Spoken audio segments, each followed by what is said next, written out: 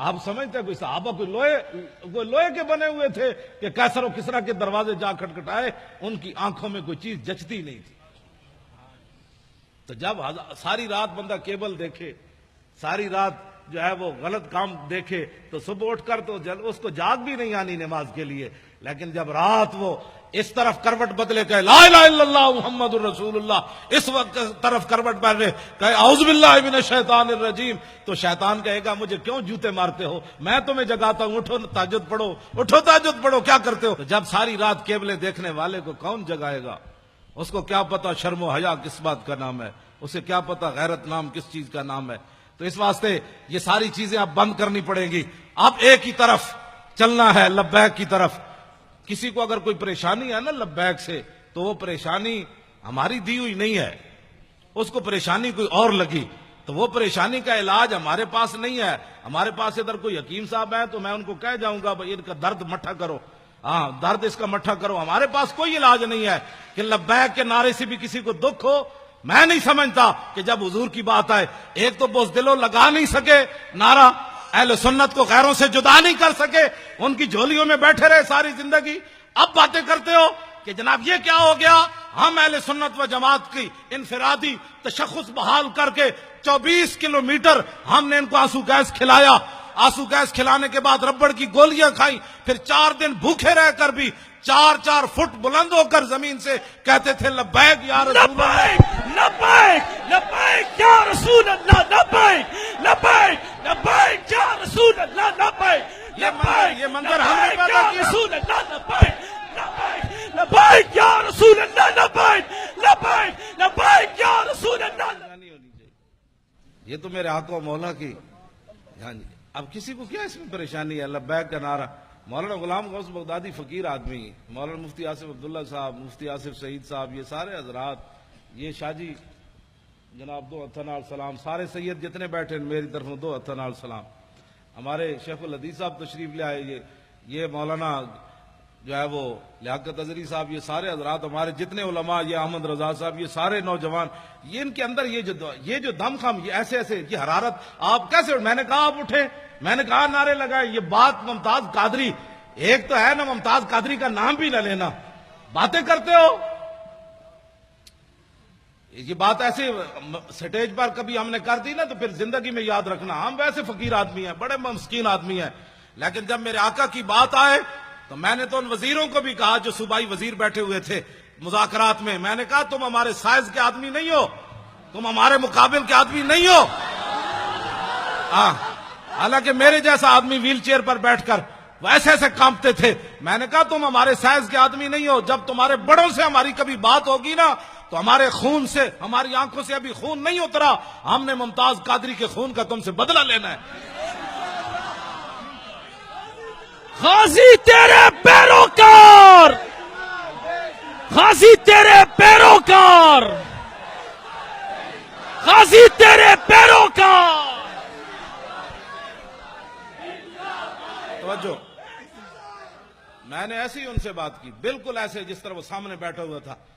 تو زعیم قادری وہ وزیر ہے، تو میں نے کہا شاہ جی آپ کو پتہ ہے کہ جس کو آپ قائد مانتے ہیں وہ مرزائیوں کو اپنا بہن بھائی کہتا ہے؟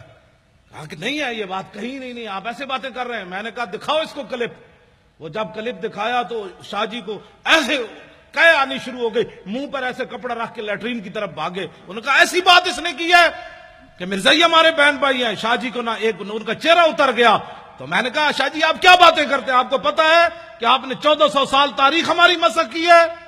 آج تک حضور کی عزت پر پہرا دینے والے بڑے بڑے بادشاہ آئے، بڑی بڑی حکومتیں آئیں، جب حضور کے غلام کی بات آئی انہوں نے کہا یار جانے دو، اس کا تو مسئلہ ہی اور ہے، اس کا تو مسئلہ ہی اور ہے، اس کا تو مسئلہ ہی اور ہے.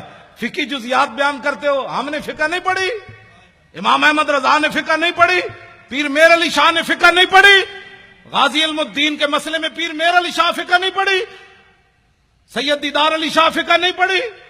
جو جنازہ پڑھانے آیا اس کو چاہیے تھا، وہ کہتا ہے اس لڑکے نے قانون ہاتھ میں لیا، لیکن شاہ جی جنازہ پڑھانے کے لیے مصلے پر کھڑے ہو گئے. ایسے جب نگاہ اٹھائی تو 6 لاکھ بندے اس وقت موجود تھے. شاہ جی نے جب ایسے نگاہ کی تو غش کھا کر نیچے گر گئے. جب ہوش آیا تو روتے رہے، یا رسول اللہ ساری زندگی حدیث پڑھائی، قرآن پڑھایا، جمعے پڑھائے، حج کیے، یا رسول اللہ کبھی خواب میں بھی دیدار نہیں کرایا، تو آپ بنفس نفیس اس کے جنازے میں تشریف لے آئے۔ آپ تم 1400 سال ہماری تاریخ مسخ کرو اور کہو کہ مولوی خادم امن سے بات کرے۔ امن سے بات تو تب ہے تم نے میرے گھر میں حملہ کیا، تم نے میری 3 لائبریریاں توڑی۔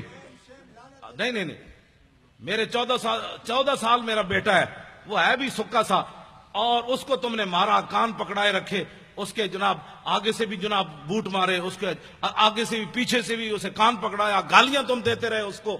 میں خوش ہوں تم نے گالیاں دی، اس لیے کہ مولوی خادم نے کوئی ڈکیتی تو ماری نہیں، مولوی خادم نے کوئی ملک تو بیچا نہیں، ملک تو لوٹا نہیں۔ میرے بیٹے کو مارنے کی صرف وجہ یہ تھی کہ تاکہ اولاد تو آخر اولاد ہوتی ہے، بندے کو بزدل بنا دیتی ہے، تو اس کو اتنا مارا کہ مرنے کے قریب جب پہنچا تو کہا آپ دفع ہو جاؤ، اور اس کو اتنا، میں پھر بھی خوش ہوں، پھر مارو، میں جو حاضر ہوں، اس کو کیوں مارتے ہو؟ میں جو تقریریں میں کرتا ہوں، مجھے پکڑ کر مارو، مجھے گھسیٹو، تم نے گھسیٹا بھی ہے، لیکن اس کے باوجود آج تک میں خوش ہوں کہ اس لیے کہ مجھے رسول اللہ کے نام پر گھسیٹا گیا۔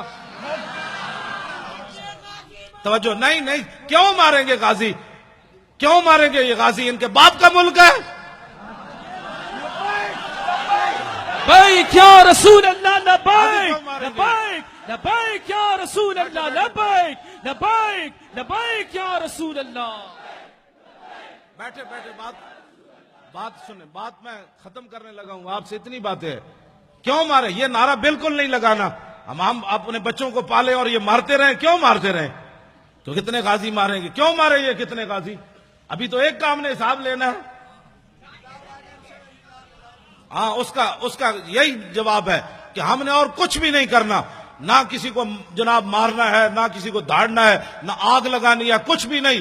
اب لبیک کہتے کہتے آپ تخت پر جا کر حضور کے دین کو بٹھا دیں، بس سبحان اللہ۔ بس یہی غازی صاحب کے خون کا بدلہ ہے، یہی مولوی خادم کی پگڑی اتارنے کا بدلہ ہے، یہی میرے گریبان پکڑنے کا مطلب ہے، یہی مجھے ہتھکڑیاں لگانے کا یہی جواب ہے کہ بچوں یہ سارا کچھ ہم نے اس لیے کیا کہ تاکہ حضور کا دین تخت پر آ جائے، بس بات ختم ہے۔